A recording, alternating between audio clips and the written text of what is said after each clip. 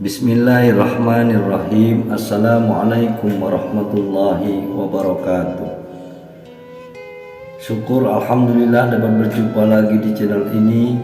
Sholawat serta salam semoga tetap tercurah limpahkan kepada junjungan kita baginda Nabi Muhammad SAW. Harapan dan doa saya semoga saudaraku semua diberikan kesehatan, dimudahkan rezekinya, dan dipanjangkan umurnya.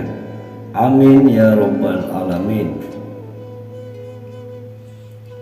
Sahabat dan pemirsa yang dirahmati Allah, hati-hati dalam mengerjakan sholat. Ternyata sholat seperti ini dibenci oleh Allah dan Rasulullah. Kebiasaan sholat yang salah seperti ini harus dihilangkan, segera dirubah menjadi sesuai rukun, agar tidak dibenci Allah dan Rasulullah. Allah dan Rasulullah sudah mengingatkan melalui dalil dan hadis untuk tidak mengerjakan sholat seperti ini. Berikut adalah sholat yang dibenci oleh Allah beserta Rasulnya. Dalam rukun Islam, sholat adalah rukun pertama yang wajib dikerjakan meskipun berada pada kondisi yang tidak memungkinkan.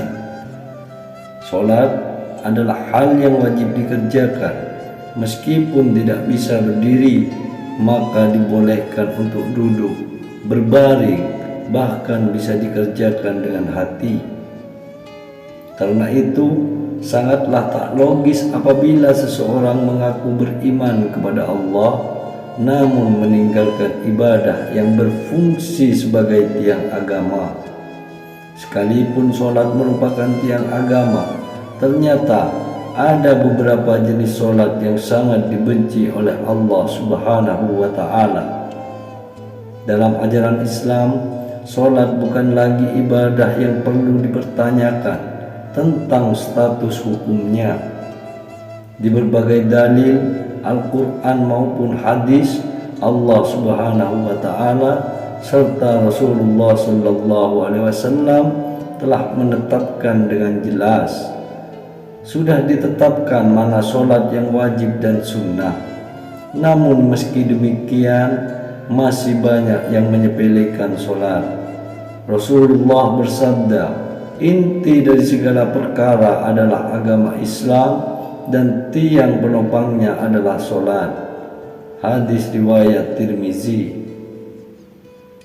Meskipun sholat merupakan tiang agama, namun bagi segelintir muslim saat ini, kedudukan tersebut kerap kali dianggap enteng. Alhasil, sholat yang seharusnya mampu mendatangkan pujian dari Allah justru berubah menjadi ibadah yang sangat dibenci Allah dan Rasulnya. Bagaimana tidak, esensi utama dalam sholat adalah mencari ketenangan dan kekhusyukan. Mengerjakan sholat harus dengan ketenangan dan kekhusyukan, atau yang biasa disebut dengan tumakninah. Sholat tanpa tumakninah bisa menghilangkan ruh dari sholat itu sendiri.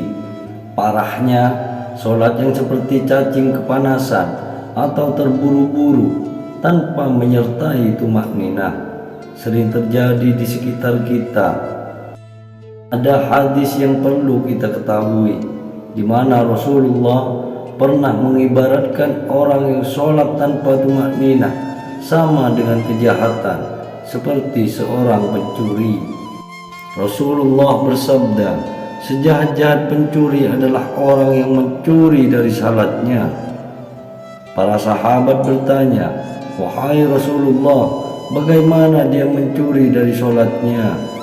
Beliau menjawab, orang yang tidak menyempurnakan ruku dan sujudnya. Hadis riwayat Ahmad. Kondisi yang dijelaskan dari hadis ini ternyata berangkat dari pengalaman Rasulullah bersama para sahabat. Hari itu setelah Rasul selesai sholat berjamaah, tiba-tiba seorang laki-laki masuk ke dalam masjid dan langsung mengerjakan sholat sendirian. Anehnya ketika sholat, laki-laki itu melakukan gerakan rukuk dan sujud tanpa disertai jeda.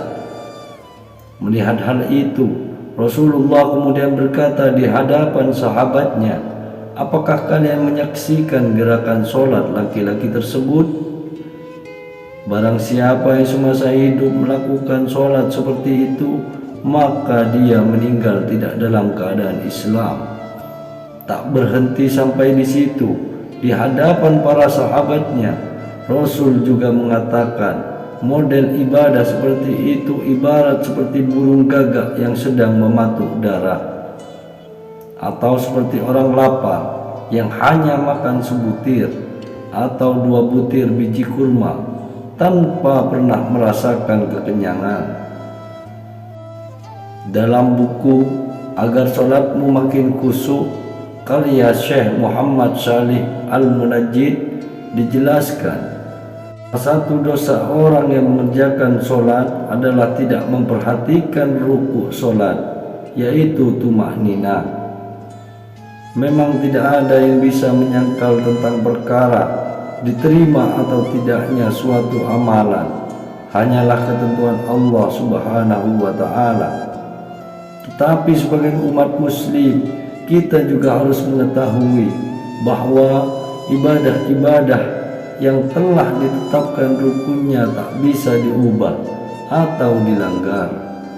Itulah sholat yang dibenci Allah dan Rasulullah.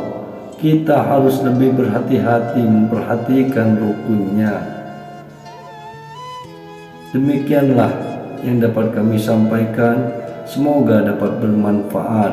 Assalamualaikum warahmatullahi wabarakatuh.